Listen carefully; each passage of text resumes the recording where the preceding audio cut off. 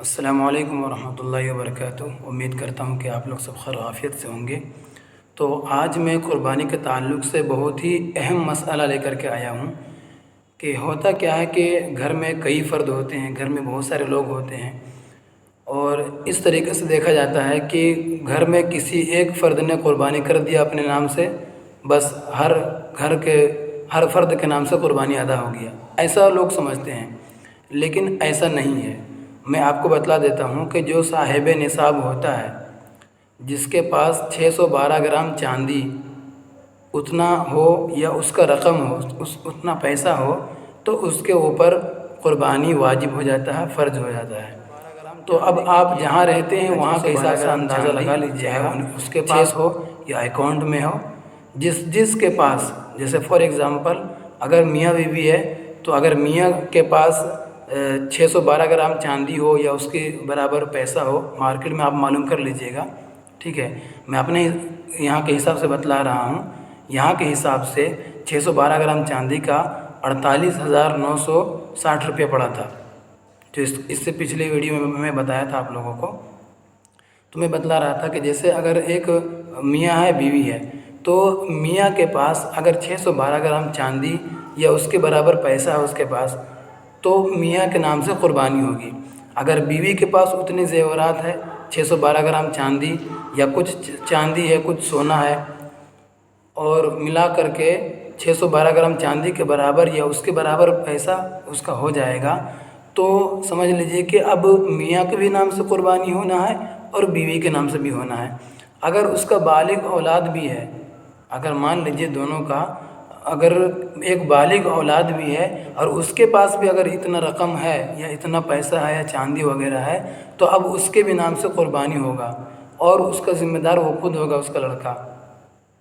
اس کے اولاد۔ اسی طریقے سے اگر ماں یا باپ کے پاس اگر اتنا رقم ہو یا اتنا 612 گرام چاندی کے برابر اس کے پاس جو ہے چاندی ہو یا پیسہ ہو، تو اب ماں کے نام سے، یا اگر باپ کے پاس بھی ہے تو باپ کے بھی نام سے قربانی دینا ہوگا۔ اس سے پتہ یہ چلا کہ صاحب نصاب جتنے بھی لوگ ہوں گے، چاہے گھر میں 10 ممبرس رہتے ہوں، اس میں سے 4 صاحب نصاب ہے تو چاروں کے نام سے قربانی دینا ہوگا، ٹھیک ہے۔ اب سوال پیدا ہوتا ہے کہ اگر کسی کے والد صاحب دنیا سے گزر گئے ہوں یا کسی کے والدہ گزر گئے ہوں، اور اگر وہ چاہتا ہے کہ ہم مرحوم کے نام سے قربانی کریں، تو اگر وہ صاحب نصاب ہے،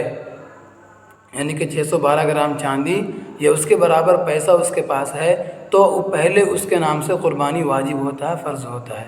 پہلے وہ اپنی قربانی کرے۔ اگر اس کے پاس استطاعت ہے، اگر اس کے پاس طاقت ہے، اگر اس کے پاس اتنی رقم ہے، تو وہ دوسرا جانور لے کر کے اور اپنے مرحومین کے نام سے قربانی کر سکتا ہے، چاہے ماں کے نام سے یا باپ کے نام سے، لیکن پہلے جو صاحب نصاب ہے، پہلے اس کے نام سے قربانی ہوگا۔ یہ بات سمجھ میں آ گئی اچھے طریقے سے؟ مجھے یہ لگا، اس لیے میں نے آپ حضرات سے ان باتوں کو شیئر کیا۔ اور ہمارے یہاں ایک ماحول یہ ہے کہ جس کے گھر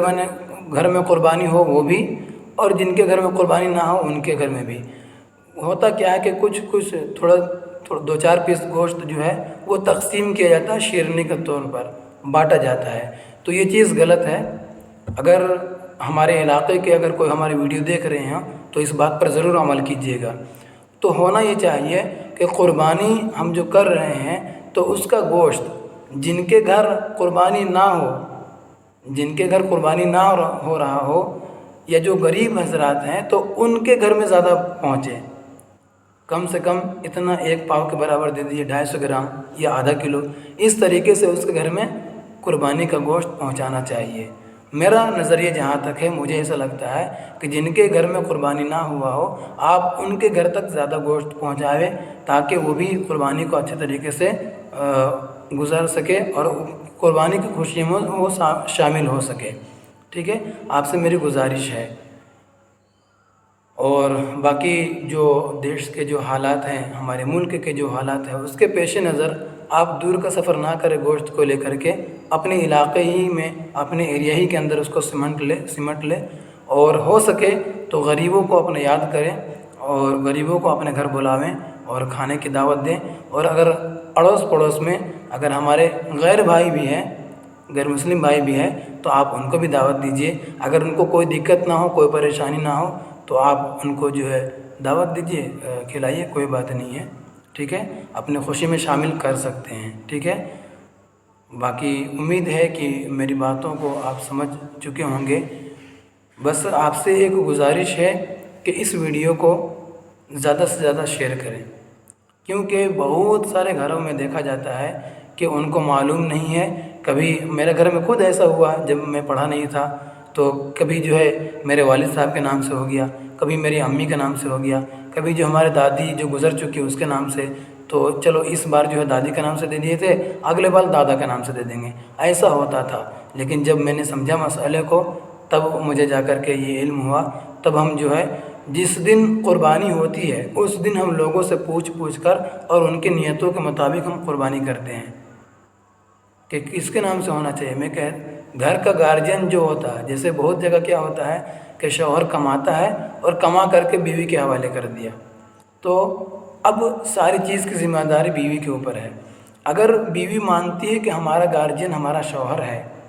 تب تو شوہر کے نام سے قربانی ہوگا۔ لیکن مان لیجئے کہ کیا بچا، کیا گھٹا، کیا ضرورت ہے، یہ ساری ذمہ داری بیوی کے اوپر ہے، اور بیوی کے پاس بیوی اگر صاحب نصاب کے برابر ہے تو بیوی کے نام سے قربانی ہوگی، شوہر کے نام سے نہیں ہوگا۔ تو بہت طرح سے اس طرح کے مسائل ہیں۔ اگر کچھ ایسا مسئلہ ہو